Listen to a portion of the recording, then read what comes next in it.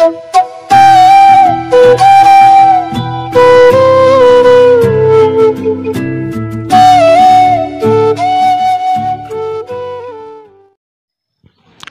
नमस्कार दोस्तों, आप सभी का स्वागत है। आज हम देखेंगे गणित की प्रकृति। तो गणित की प्रकृति में प्रत्येक विषय को पढ़ाने के कुछ उद्देश्य होते हैं तथा साथ ही साथ उसकी संरचना होती है, जिसके आधार पर उस विषय की प्रकृति निश्चित होती है। गणित विषय की संरचना अन्य विद्यालयी विषयों की अपेक्षा में अधिक मजबूत तथा शक्तिशाली है, जिसके कारण गणित विषयों की तुलना में अधिक स्थायी तथा महत्वपूर्ण है। गणित विषय की एक अलग प्रकृति है, जिसके आधार पर हम उसकी तुलना किसी अन्य विषय से कर सकते हैं। किन्हीं दो या दो से अधिक विषयों की तुलना में आधार उन विषय की प्रकृति है, जिसके आधार पर हम उस विषय के बारे में जानकारी प्राप्त करते हैं। तो गणित की प्रकृति नेचर ऑफ मैथमेटिक्स के निम्न बिंदुओं द्वारा भलीभांति समझा जा सकता है। गणित में संख्याएं यानी नंबर्स, स्थान, स्पेस, दिशा, मैग्नीट्यूड तथा मापन या मापतोल, मेजरमेंट का ज्ञान प्राप्त किया जाता है। गणित की अपनी भाषा है। भाषा का तात्पर्य गणितीय पद, मैथमेटिकल टर्म्स, गणितीय प्रत्यय, मैथमेटिकल कंसेप्ट, सूत्र, फॉर्मूली, सिद्धांत, थ्योरीज एंड प्रिंसिपल्स तथा संकेतों, साइंस से है, जो कि विशेष प्रकार के होते हैं तथा गणित की भाषा को जन्म देते हैं। गणित के ज्ञान का आधार हमारे ज्ञानेंद्रिया यानी सेंस ऑर्गन्स है। गणित के ज्ञान के आधार पर हम निश्चित है, जिससे उस पर विश्वास किया जा सकता है। गणित का ज्ञान यथार्थ, एग्जैक्ट, क्रमबद्ध, सिस्टमैटिक, तार्किक, लॉजिकल तथा अधिक स्पष्ट, क्लियर होता है, जिससे उसे एक बार ग्रहण करने से आसानी से भुलाया नहीं जा सकता। गणित में अमूर्त प्रत्ययों यानी एब्स्ट्रैक्ट कंसेप्ट्स को मूर्त रूप कॉन्क्रीट फॉर्म में परिवर्तित किया जाता है। साथ ही साथ उनकी व्याख्या भी की जाती है। गणित के नियम, सिद्धांत, सूत्र स्थानों पर एक समान होते हैं, जिससे उनकी सत्यता की जांच यानी वेरिफिकेशन किसी भी समय तथा स्थान पर किया जा सकता है। गणित के अंतर्गत संपूर्ण वातावरण में पाई जाने वाली वस्तु, ऑब्जेक्ट्स के परस्पर संबंध, रिलेशनशिप तथा संख्यात्मक निष्कर्ष, कंक्लूजन निकाले जाते हैं। गणित के अध्ययन से प्रत्येक प्रश्न तथा सूचना स्पष्ट होती है तथा उनका एक संभावित उत्तर निश्चित होता है।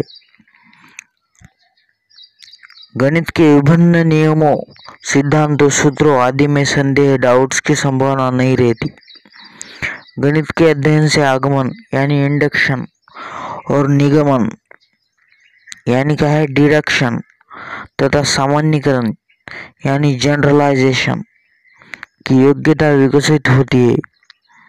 गणित के अध्ययन से बालकों में आत्मविश्वास, कॉन्फिडेंस और आत्मनिर्भरता, सेल्फ रिलायंस का विकास भी होता है। गणित की भाषा की सुपरिभाषित, उपयुक्त तथा स्पष्ट होती है। गणित के ज्ञान से बालकों में प्रशंसात्मक दृष्टिकोण तथा भावना, सेंस ऑफ एटीट्यूड यानी सेंस ऑफ एप्रिसिएशन का विकास होता है। गणित से बालकों में वैज्ञानिक दृष्टिकोण, साइंटिफिक एटीट्यूड विकसित होता है। गणित में प्रदत्त सूचनाओं, संख्यात्मक मान को आधार मानकर संख्यात्मक निष्कर्ष, न्यूमेरिकल इन्फ्रेंसेस निकाले जाते हैं।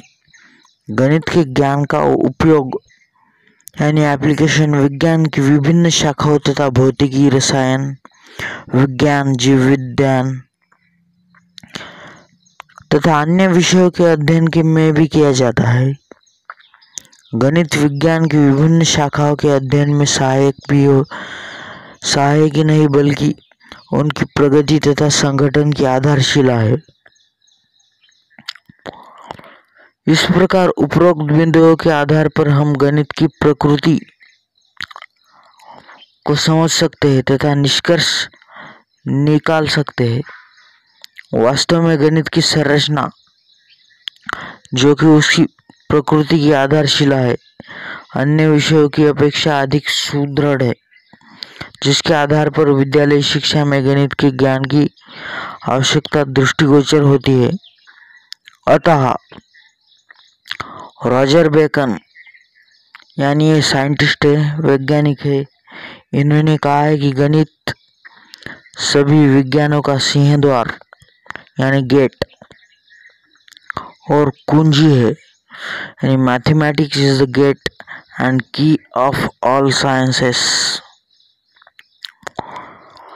तो गणित पढ़ाने के तरीके, किसी भी विषय को पढ़ाने के लिए शिक्षक विभिन्न तकनीकों का उपयोग करता है, जिससे कि छात्र उस विषय को आसानी से समझ सके तथा पढ़ने में उनकी रुचि बनी रहे। शिक्षक पढ़ाने के भिन्न भिन्न उपयोगों का प्रयोग करते हैं। हम गणित पढ़ाने की विभिन्न तकनीकों का विस्तृत अध्ययन करेंगे। गणित पढ़ाने की तकनीक इस प्रकार है: अभ्यास कार्य, गृह कार्य, मौखिक कार्य, लेखन कार्य और समूह कार्य। तो अभ्यास कार्य में क्या आता है? अभ्यास कार्य में अभ्यास कार्य यानी ड्रिल वर्क द्वारा छात्रों को भिन्न भिन्न चुनौतियों का सामना करना पड़ता है और उसका अवसर मिलता है। अध्ययन हुई बातें लंबे समय तक याद रखी जा सकती है। पढ़ाई तुरंत आरंभ करने वालों के लिए अभ्यास कार्य काफी लाभप्रद होता है। यदि अभ्यास कार्य की रूपरेखा अच्छे से तैयार की गई हो तो यह भी अनुपयोगी साबित हो सकता है। और गृह कार्य, जिसमें छात्रों की गणित की जानकारी में देकर उन्हें घर के लिए कार्य देना ही गृह कार्य है, यानी होमवर्क है। गृह कार्य पाठ्यक्रम को समय पर समाप्त करने में सहायक होता है। माता पिता बच्चों के शैक्षणिक विकास को जान सकते हैं। गृह कार्य बच्चों में स्वयं अध्ययन को बढ़ावा देता है। गृह कार्य के माध्यम से छात्र अपने खाली समय का बेहतर उपयोग कर सकता है। और मौखिक कार्य, कक्षा में शिक्षक और छात्रों के बीच का संवाद मौखिक कार्य ओरल वर्क के अंतर्गत आता है। छात्रों की समझ मौखिक कार्य द्वारा आसानी से जांचा जा सकती है। इससे छात्रों को सोचने और समझने की क्षमता का विकास होता है। और लेखन कार्य से वस्तु रिकॉर्ड के लिए रखी जा सकती है, लंबी प्रक्रिया जो अधिक समय लेता है। और पांचवा है ग्रुप वर्क यानी समूह कार्य। समूह कार्य से ज्ञान का आदान प्रदान होता है, यानी कम्युनिकेशन डेवलप होता है। समूह के सदस्यों का अनुभव सबके काम आता है या नई चीजें सीखने आसान होती है। कई बार समूह के सदस्यों का अपेक्षित सहयोग न मिलने से कार्य पर असर पड़ता है। तो यह हमने सब देखा है अभी। यह है गणित की प्रकृति और गणित पढ़ाने के तरीके। अब हम हमारे नेक्स्ट वर्ड में देखेंगे तार्किक सोच और गणित का पाठ्यक्रम में स्थान, place of mathematics in syllabus. ये सीटेट में हर वर्ष ये प्रश्न पूछे जाते हैं। और हमारा तीसरा टॉपिक है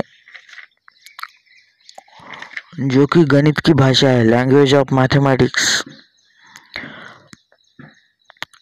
इससे 10 प्रश्न पूछे जाते हैं और सामुदायिक गणित भी पढ़ेंगे। धन्यवाद। और वीडियो देखने के बाद लाइक करें और कमेंट करें।